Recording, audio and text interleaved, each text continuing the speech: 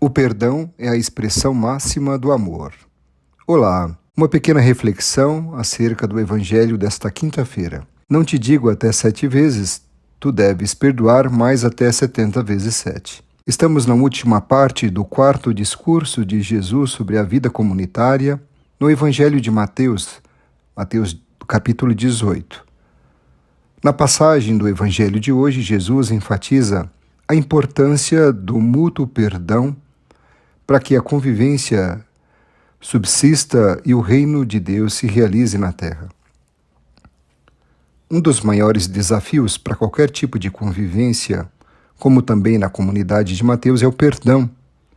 A sobrevivência de qualquer comunidade e qualquer família humana depende da capacidade que seus membros têm de perdoar. Sem isto, não há comunidade ou convivência que possa subsistir por muito tempo. O perdão é que possibilita a própria existência e a continuação da comunidade ou da família de uma convivência. Sem o perdão não existe vida fraterna, vida religiosa, vida conjugal, vida familiar ou vida comunitária.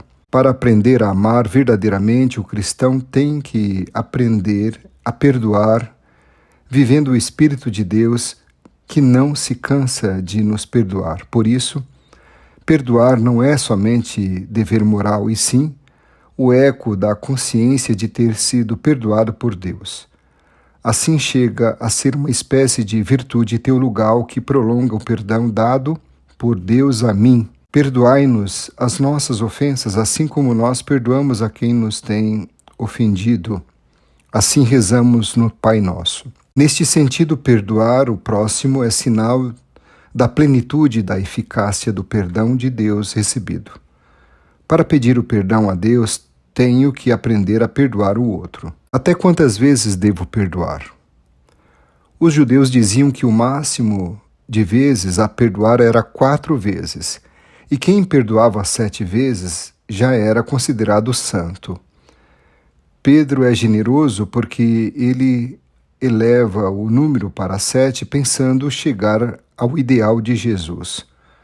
Mas qualquer que seja o motivo que leva Pedro a fazer sua pergunta ou a elevar o número 4 para o 7, uma coisa é certa: ele quer que Jesus confirme a existência de um limite no exercício da caridade cristã, especialmente no perdão. Jesus, porém, enfatiza o perdão sem limite, até 70 vezes. No Antigo Testamento, o número 77 representava a vingança dos filhos de Caim.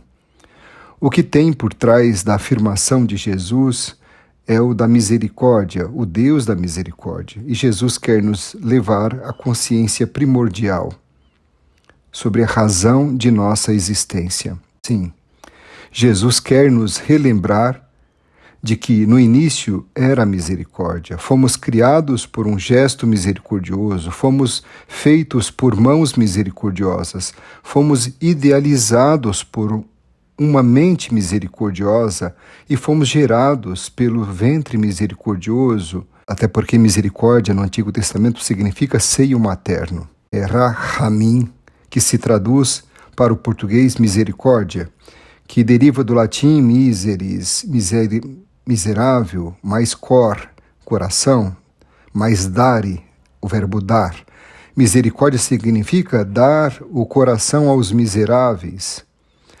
A nossa origem é a misericórdia divina. Somos seres perdoados e por isso somos chamados a perdoar sem parar.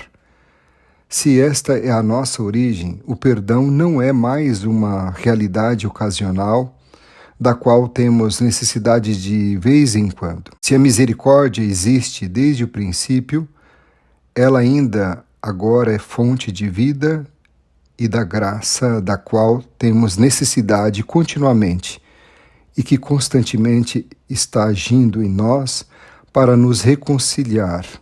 O perdão é a expressão máxima do amor. E eu vou repetir. O perdão é a expressão máxima do amor. Por isso não existe perdão sem amor. O perdão é o critério para saber se temos ou não o amor no coração. Se não tem amor no coração, então somos ateus porque Deus é amor. O amor é uma força poderosíssima, maior que pecado. O amor é uma força poderosíssima, maior que o pecado. Não se rende diante do mal, porque é sempre capaz de descobrir o bem e de dar novamente a esperança ou de convidar ainda o outro a caminhar junto. Para perdoar, basta ter um ato de amor, mas se é sincero, é força que pode mudar a história. Perdoar significa encarar positivamente os nossos sentimentos negativos, como a raiva, a mágoa, a culpa, a vingança, o rancor e assim por diante. Os sentimentos estão em cada um de nós. Os sentimentos não podem ser controlados, mas sim podem ser controladas suas reações. Sentir-se ofendido ou ofender o outro é uma prova de que somos vulneráveis e humanos e que nossa pobreza interior foi posta à vista. Posso ser ofendido por alguém e sentir raiva ou mágoa dele ou dela. Mas posso reagir a esse sentimento com o perdão, pois o perdão não é sentimento, o perdão é decisão, é escolha.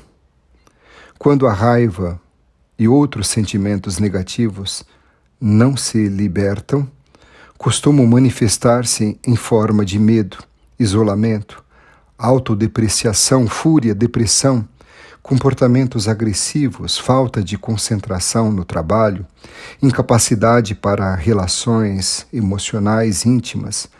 Muita gente sofre demasiadamente porque vive em mágoa contínua. Mantém-se preso ao passado, levando vida sofrida, estagnada, como água parada que apodrece. A mágoa produz efeitos nocivos. O estresse causado pela mágoa, pela falta de perdão, ataca muitas vezes o sistema imunológico, deixando a pessoa com a imunidade muito baixa.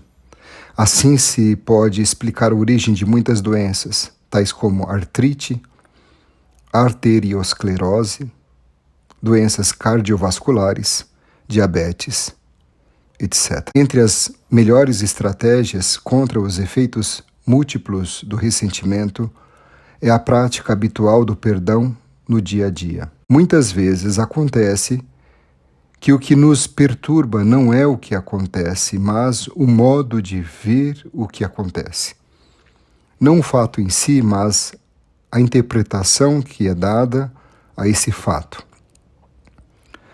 A interpretação muitas vezes atinge mais a pessoa do que o próprio ato ou evento desagradável. O que perturba é um modo de olhá-lo ou de interpretá-lo. Algumas pessoas não se corrigem e não podem sofrer correção porque vivem negativamente e se ofendem por qualquer coisa. A recusa do perdão é a fonte de tristeza. O rancor, que é a mágoa do coração, é fruto do perdão recusado. A Bíblia mostra as consequências da amargura, o obscurecimento da inteligência, o desespero, o refúgio em Deus, considerado um Deus vingativo. O perdão recusado pode gerar a raiva e o desespero. Em troca, o perdão libera em nós a força de amar. A verdadeira liberdade é amar, pois o amor dilata o coração. Perdoar não é uma atitude para gente fraca. A vingança é que o prazer do ofendido e o ódio rancoroso é o único refúgio do mais fraco. Quando se odeia alguém, o que se quer, no fundo, é que ele sofra e até se fica satisfeito com seus sofrimentos. A dificuldade de perdoar o outro nos revela a nós mesmos que existe em nós um instinto de perversidade e nos faz descobrir um eu hostil, atraído pelo mal. Isto quer dizer que existe violência em nosso coração e seria ingênuo e perigoso negá-lo. Perdoar nesse sentido significa abandonar os desejos sutis de vingança e renunciar a fazer justiça em causa própria. Quando você perdoa, você se livra do veneno que está dentro de você e sua saúde é recuperada. Quando você se nega a perdoar, você adoece e sofre pelo veneno da recusa do perdão. A palavra grega para perdão é áfesis, que significa liberar, libertar, libertar da escravidão, remissão da dívida, da culpa e do castigo. É usada quando a prisão é aberta e o prisioneiro pode sair livre. Todos nós somos chamados a ser livres, perdoando os outros e recebendo o pedido de perdão do outro. O não perdão é um veneno que adoece a pessoa, que faz a pessoa infeliz, presa, triste, sem liberdade por causa dos sentimentos negativos cultivados em si. Todos nós que pensamos sobre a paz e queremos a paz, devemos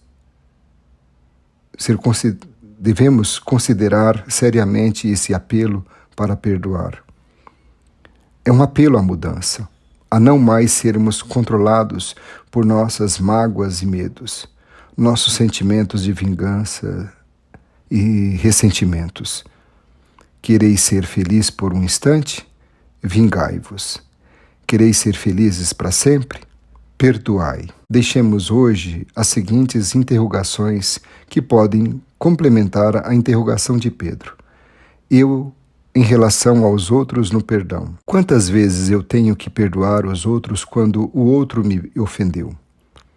O que é que eu tenho que perdoar nos outros? Eu devo colocar o limite para o perdão que eu devo dar aos outros? Os outros em relação a mim no perdão. Quantas vezes os outros devem me perdoar quando eu os ofendi? O que eles devem me perdoar? Os outros devem colocar o limite para o perdão que eles devem me dar?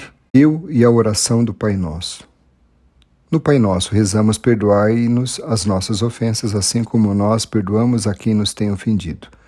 Isto quer dizer que o perdão dado é o perdão recebido. Dentro do conteúdo dessa oração, o que acontecerá comigo diante de Deus se eu não perdoar o irmão? O homem não se movimenta pelos pés, mas pelos afetos.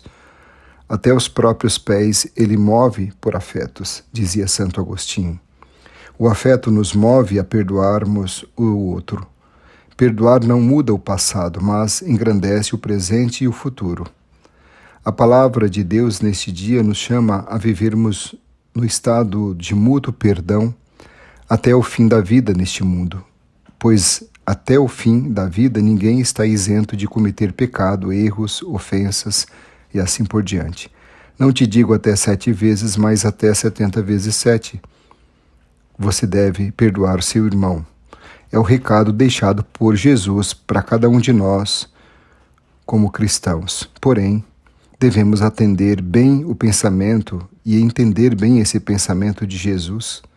Perdoar não significa ignorar as injustiças cometidas, nem aceitá-las de maneira passiva ou indiferente. Ao contrário, se alguém perdoar, é precisamente para destruir, de algum modo, o espiral do mal e para ajudar o ofensor ou o agressor a reabilitar-se e agir de maneira fraterna no futuro. Que você consiga perdoar o seu irmão. Um forte abraço e fique na paz.